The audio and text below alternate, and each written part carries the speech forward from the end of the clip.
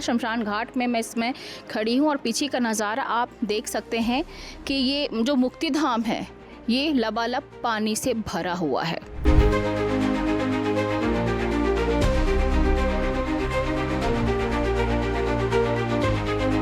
करके पूरा सबको आना जाना करते थे लोग, उनको ठेले में लेके उठा के राखाल सब नदी में किराने ठेले से लेके जाता था मैं। अच्छा, ये सब आप ही कर रहे हैं? मैं ही करता था। वो वापस लौट जाते हैं, वो मारवाड़ी शमशान घाट की तरफ चले जाते हैं या मुक्ति धाम देवेंद्र नगर की तरफ चले जाते हैं। नमस्कार, मैं हूँ माधवी श्रीवास और आप देख रहे हैं सीजी भास्कर।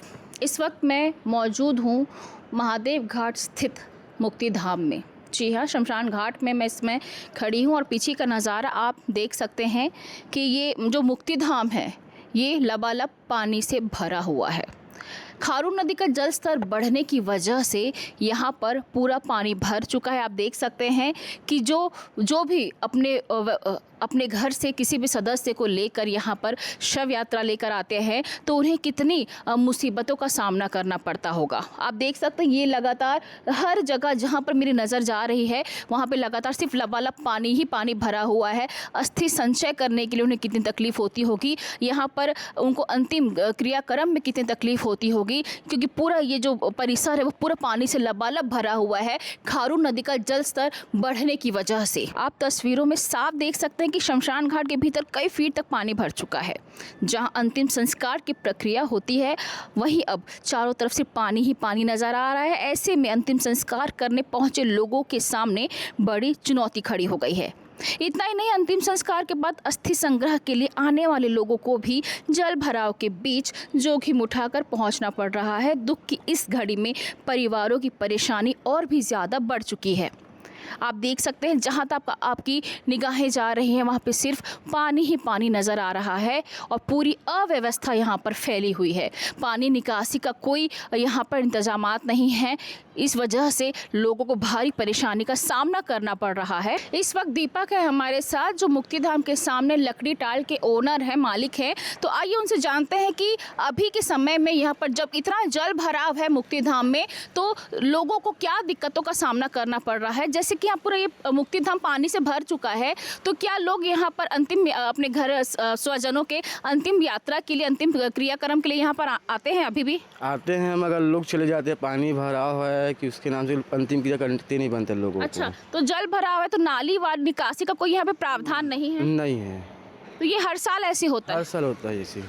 अच्छा, तो कभी सरकार को कभी आप लोगों ने लिखित में नहीं दिया कि इसका कोई व्यवस्था करिए? जो लिखित में दिया गया है, दिया गया है, लेकिन कोई सुनवाई, कोई ध्यान नहीं दे रहा। ध्यान नहीं दिया गया है। तो अभी के दिनों में क्या है हालात? यहाँ पर लोग आ रहे हैं लोग देख के चले जा रहे हैं कि ये पानी भरा हुआ है, कर नहीं सकते ना कार्यक्रम। अच्छा, मतलब शव यात्रा को वापस लेकर चले जाते हैं कि कहीं दूसरी जगह चले जाएं? जैसे देवेंद्र नगर भेज रहे हैं, कोटा भेज रहे हैं, मलवाड़ी भेज रहे हैं हम लोग, ऐसा हो रहा है अभी यहाँ पे स्थानीय लोगों ने बताया कि 2-3 दिन से यहाँ पर कोई भी ऐसा अंतिम क्रियाक्रम का कोई भी कार्यक्रम नहीं हुआ है कि लोग वापस यहाँ तक आकर वापस ले जाते हैं।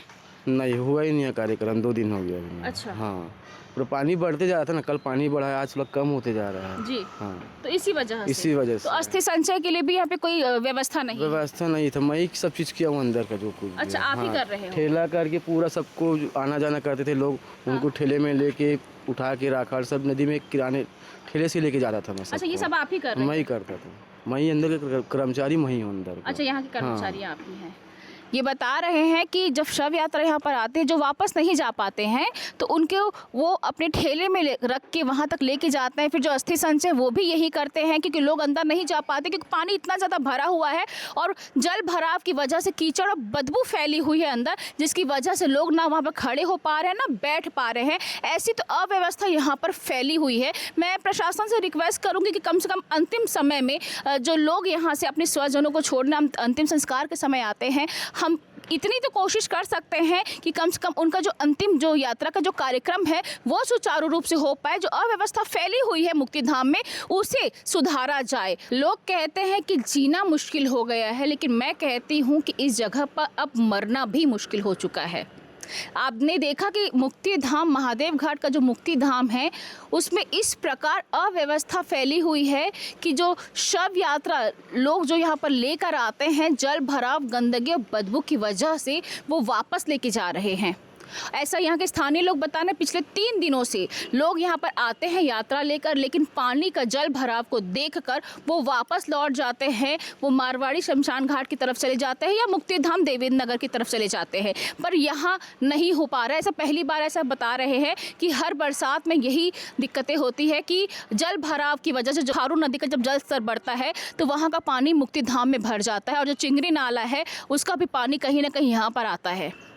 अब आप सोच सकते हैं कि लोग जी तो पा नहीं रहे, अब यहाँ पर लोगों का मरना भी मुश्किल हो गया है, अंतिम संस्कार भी बहुत मुश्किल से हो पा रहा है। अस्थि संचय का कार्यक्रम जो लोग अपने स्वजनों के लिए करते हैं अंतिम यात्रा के बाद, वो भी मुश्किल हो गया है। इससे ज़्यादा और दुर्भाग्यवश की बात और क्या होगी कि हमारा प्रशासन सालों से इसे देखकर अनदेखा कर रहा है।